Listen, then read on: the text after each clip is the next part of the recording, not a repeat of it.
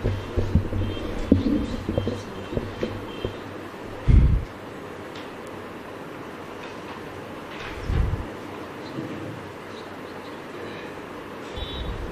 शांति।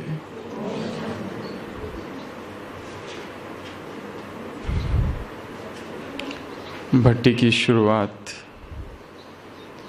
एक छोटे से योग के प्रयोग से करेंगे, तो सभी अलर्ट होके बैठेंगे। किताब, पेंसिल, पेपर सब बंद।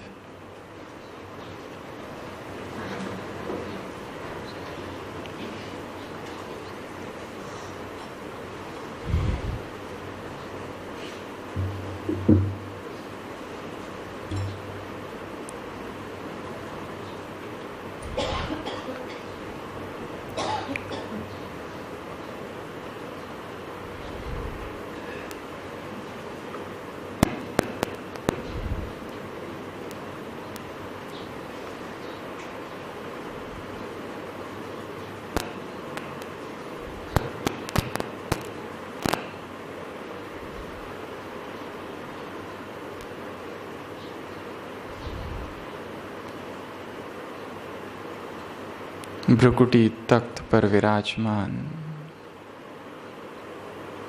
मैं एक चैतन्य सितारा हूँ।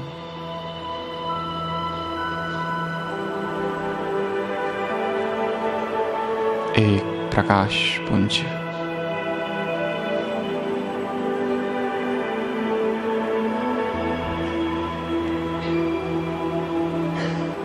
देह के भव्य भाल पर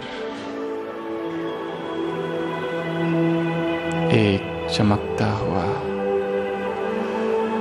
तेज पुंज हूँ।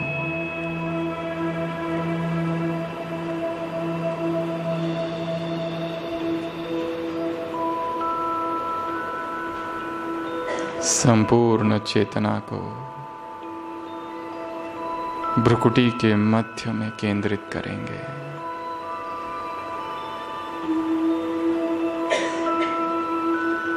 शरीर के भान से परे,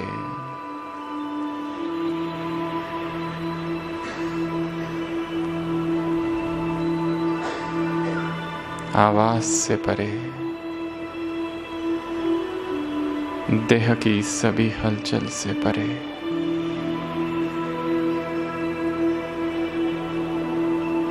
मैं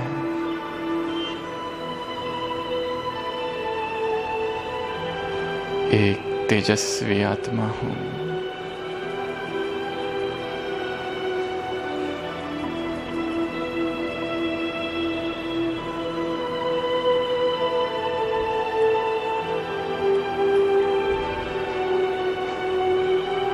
इस तन को यही छोड़ मैं आत्मा अपने फरिश्ते स्वरूप को धारण कर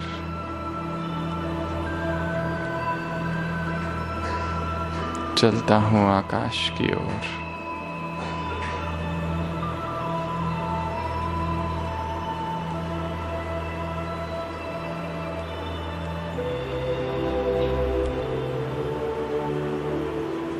अव्यक्त फरिश्ता स्वरूप आकाश मार्ग से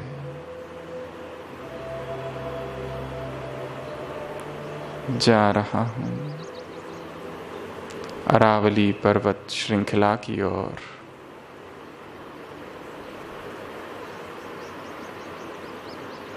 संपूर्ण डबल लाइट स्वरूप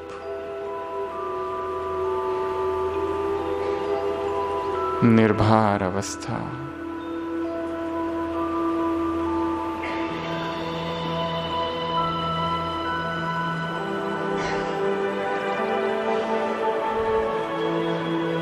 आकाश से उड़ता हुआ फरिश्ता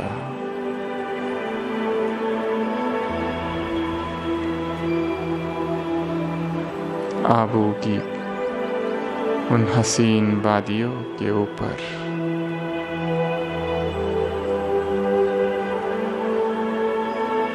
अब उतर रहा हो नीचे,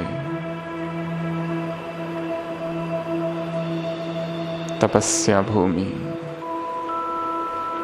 इस संसार का महानतम तीर्थ, ब्रह्मा की कर्म भूमि, कर्मातीत भूमि, पांडव भवन। मैं फरिश्ता शांति स्तंभ के पास, मधुबन की शीतल हवाएं, संपूर्ण पवित्रता का वातावरण,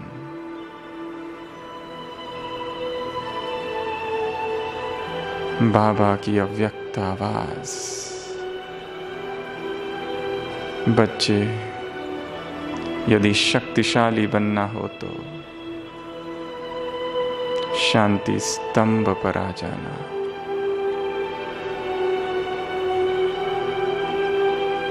शक्तियों की किरणें मुझ आत्मा में समा रही है।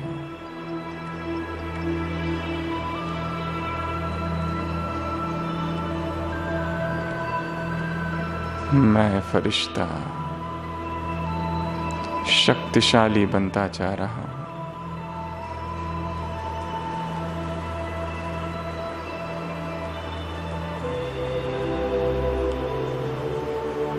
अब यहां से उड़कर पहुंच गया हिस्ट्री हॉल में। सभी पूर्वजों का वरदानी हस्त मेरे सिर पर है। बाबा की अव्यक्त आवाज। बच्चे, यदि व्यर्थ संकल्प तेज चल रहे हो तो हिस्ट्री हॉल में आ जाना। मैं फरिश्ता समर्थ संकल्पों से भर चुका हूं।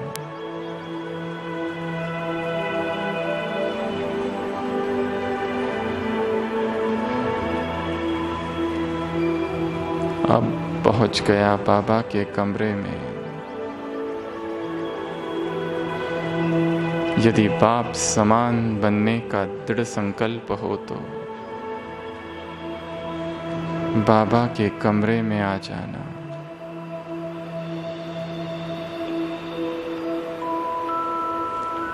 गहन मौन, अव्यक्त वातावरण,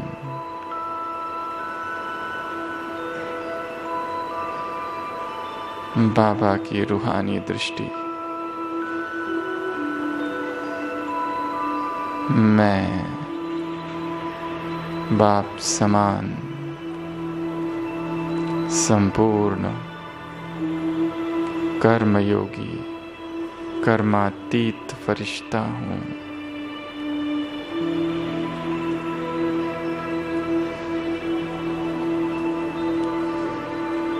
अब यहां से उड़कर पहुंच गया बाबा की कुटिया में।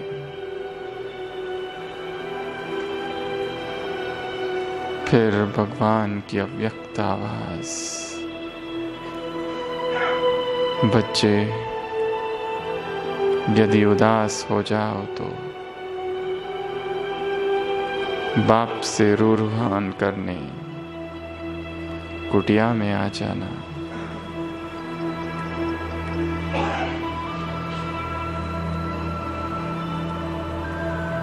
खुदा दोस्त सम्मुख बैठा है।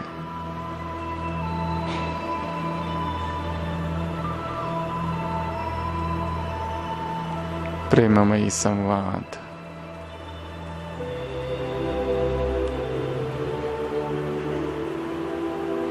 बाबा से बातें। मैं फरिश्ता स्वयं भगवान से मिलन मना रहा हूँ। शीश महल, संसार का सर्व महान तीर्थ, परमात्मा अवतरण भूमि, ब्राह्मणों की अंतिम हट्टी,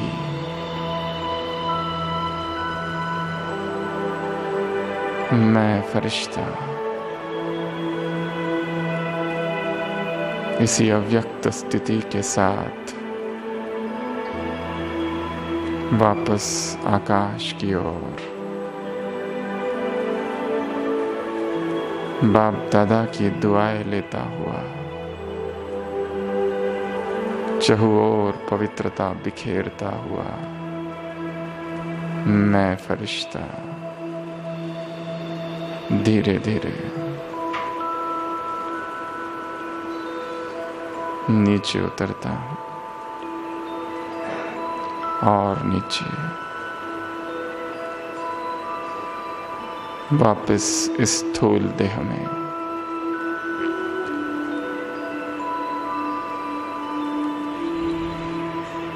स्वयं को तैयार कर रहा हूं तप के लिए,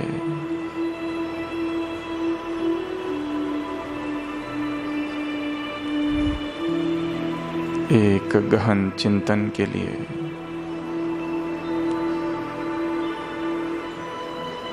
परिपक्व बनने के लिए।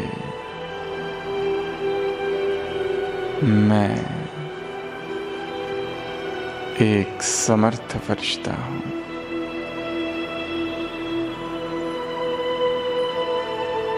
ओम शांति।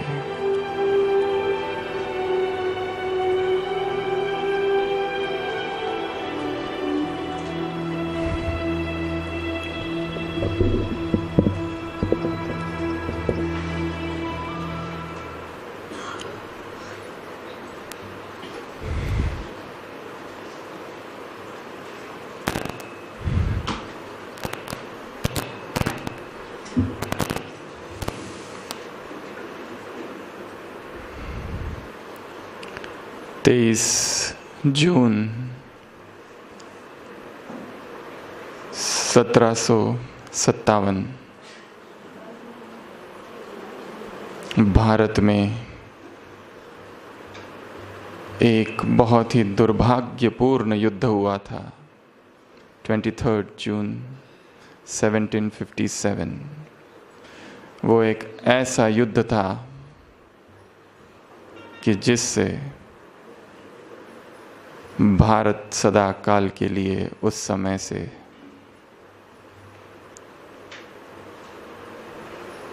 अंग्रेजों का दास बन गया।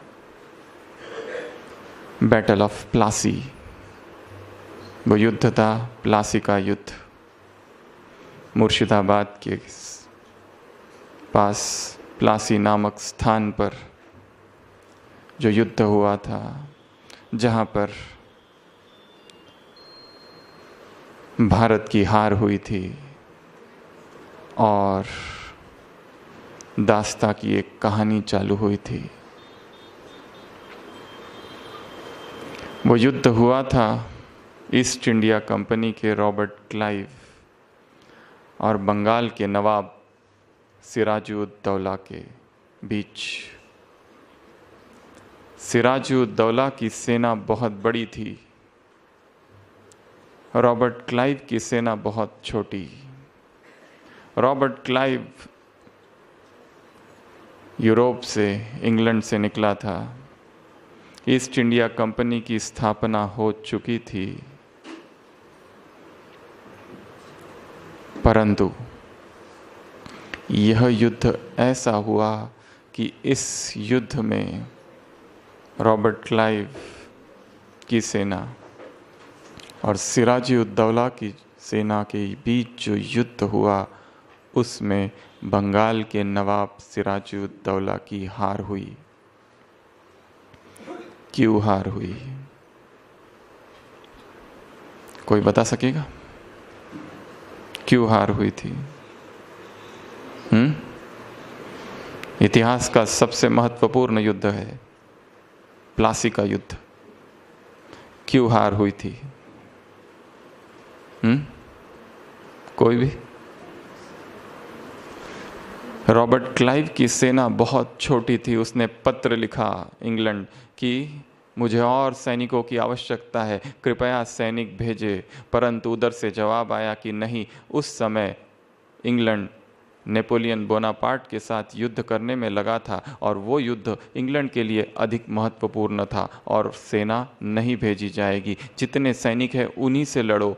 तो रॉबर्ट क्लाइव ने एक युक्ति रची। उसने अपने जासूसों को लगाया और कहा कि ढूंढो, कोई ऐसा व्यक्ति है सिराजुद्दौला की सेना में जो देशद्रोह करे।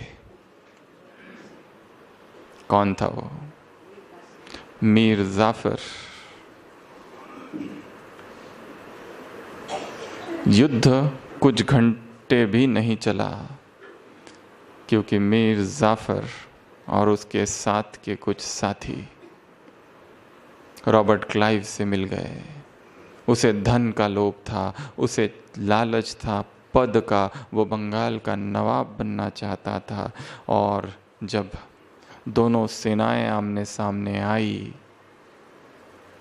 तो सिराजुद्दौला की सेना ने हथियार डाल दिए, हार मान ली, क्योंकि मीर जाफर मिल चुका था और सिराजुद्दौला की हार हुई।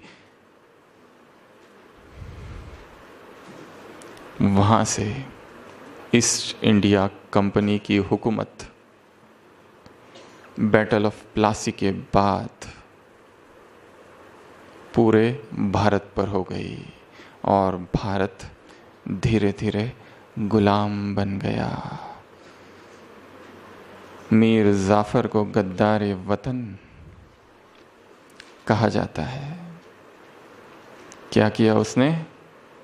ट्रेटर बना और अपने बादशाह को, अपने राजा को धोखा दिया। आज सुबह की अव्यक्त वाणी। तुम सब कौन हो? बेगमपुर के बादशाह हो। तो तुम्हें क्या लगानी है? अपनी दरबार लगानी है। दरबारियों में कोई ऐसा दरबारी तो नहीं जो धोखा दे। ऐसा कोई दरबारी मीर जाफर बनकर तो नहीं बैठा है। ऐसा कोई दरबारी है जो दुश्मन से संधि कर ले। और ऐसे ट्रेटर का क्या हाल हुआ इतिहास में? बाद में मीर जाफर को बंगाल का नवाब तो बनाया, परंतु छल से उसको भी मार दिया।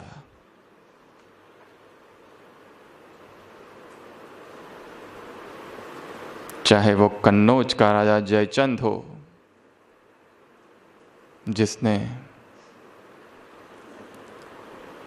मोहम्मद गजनवी के साथ संधि कर ली थी और पृथ्वीराज चौहान की हार हुई थी। चाहे वो मीर जाफर हो,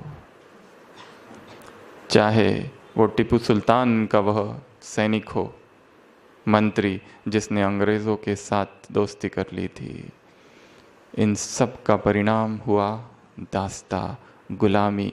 भगवान ने आज पूछा है, तुम सब हो बेफिक्र बादशाह, बिन कौड़ी बादशाह, बेगमपुर के बादशाह। तो क्या कहो, क्या करो? तुम्हें अपनी दरबार लगानी है। सारे दरबारी यथार्थ चल रहे, कोई भी इंद्रिय धोखा तो नहीं दे रही है। कोई भी राज दरबारी जी हाजिर, जी हुजूर सभी कर रहे हैं। यदि एक भी इंद्रिय धोखा दे तो बाकी सभी इंद्रियों को वो खींच लेती है। गीता में उदाहरण दिया है, भगवान कहते हैं कि जैसे कोई समुद्र हो और तूफान हो वहाँ पर, और कोई छोटी सी नाव हो, तो जैसे वो तूफान नाव को बहा कर ले चला जाता है, वैसे यदि एक भी इंद्रिय यदि तुम्हारे वश में नहीं तो वो बाकी सभी इंद्रियों को और संपूर्ण व्यक्तित्व को, संपूर्ण व्यक्ति को बहा कर ले जाएगी। ऐसी अपनी राज दरबार लगाओ।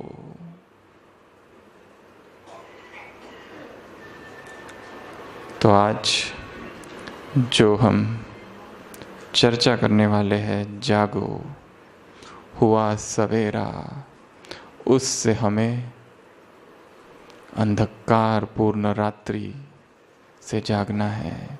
और सबसे पहली रात्रि है इंद्रियों की गुलामी।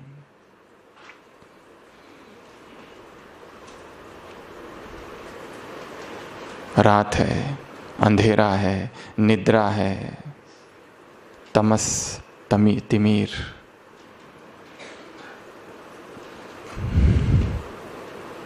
जो ब्राह्मण अपने इंद्रियों का गुलाम है, वो ब्राह्मण जीवन के अति इंद्रिय सुख का अनुभव नहीं कर सकते। जो इंद्रियों की ही सत्ता को सर्वोपरि मानता है और जो इंद्रियों के ही सत्ता में डूबा हुआ है और इंद्रियों के भोग और इंद्रियों के सुख और इंद्रियों की वासनाओं में जिसका चित्त रमन करता है,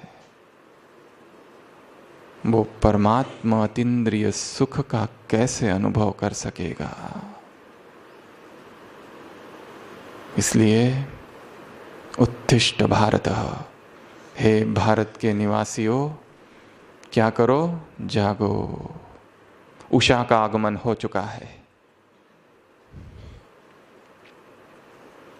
भगवान आ चुका है। शुभ दिन, शुभ प्रातः, आज कहा सुबह अर्थात निर्विघ्न। गुड मॉर्निंग अर्थात निर्विघ्न। विदाई के समय तो स्वयं को जगाना है। ये जो भट्टी आज यहाँ हो रही है, उसका एक लक्ष्य है जागरण, अवेकनिंग, अवेकनिंग विद इन। उत्तिष्ठ जागृत प्राप्य वरान निबोधत। जब तक उस लक्ष्य तक न पहुंच जाओ, जब तक गंतव्य तक नहीं पहुंचते, तब तक स्वयं को जगाना है, क्योंकि आत्मा स्वयं सो रही है और जब तक वो जागती नहीं तब तक वो आगे नहीं बढ़ सकती। सोना अर्थात निद्रा, अर्थात विस्मृति। एक है जो सोना, स्थूल सोना, दूसरा सोना है अज्ञान निद्रा। आज हम चर्चा करेंगे ब्राह्मणों की 10 प्रकार की निद्राओं के बारे में, जिसमें ब्राह्मण सो रहे हैं।